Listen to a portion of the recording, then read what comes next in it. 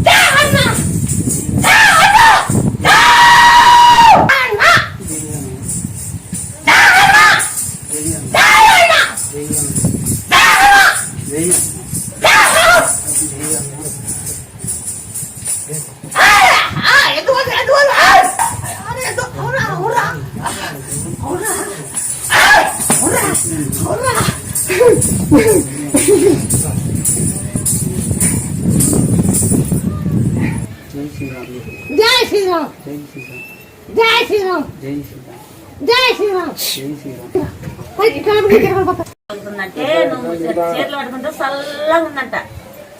చల్లగా కనపడుతుందంట.